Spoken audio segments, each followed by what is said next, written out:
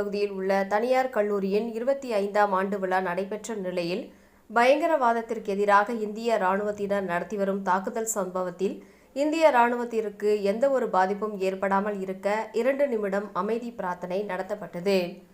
கோவை கருமத்துப்பட்டி அடுத்த கனியூர் பகுதியில் உள்ள பார்க் பொறியியல் மற்றும் தொழில்நுட்ப கல்லூரியின் 25ஆம் ஆண்டு விழா 0G25 என்ற பெயரில் நடைபெற்றது.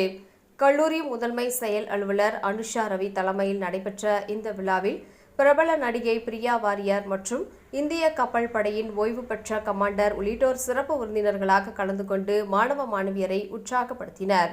முன்னதாக விழாவில் பேசிய ஓய்வு பெற்ற கமாண்டர், ஒட்டுமொத்த இந்தியாவில் உள்ள மக்கள் அமைதிக்காகவும் மகிழ்ச்சிக்காகவும் வாழ வேண்டும் என்பதற்காக எல்லையில் ராணுவ வீரர்கள் தங்கள் உயிரை பணயம் வைத்து போராடி வருவதாகவும், மீண்டும் தங்களது குடும்பத்தினரை பார்க்க வருவோமோ மாட்டோமோ என்பது கூட தெரியாமல் நாட்டிற்காக உழைத்து வருவதாகவும் குறிப்பிட்டார். எனவே மாணவ மாணவிகள் ஒவ்வொருவரும் தங்களது நிலை அறிந்து நடந்து கொள்ள வேண்டும் என்றும் அறிவுறுத்தினார்.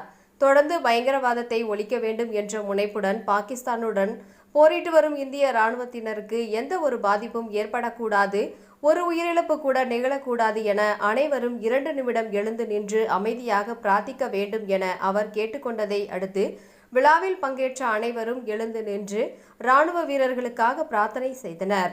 இதையடுத்து கல்லூரியில் சிறப்பாக செயல்பட்ட கல்லூரி ஊழியர்கள், பேராசிரியர்கள் மற்றும் மாணவ மாணவியர்களுக்கு சிறப்பு பரிசுகளும் வழங்கப்பட்டது.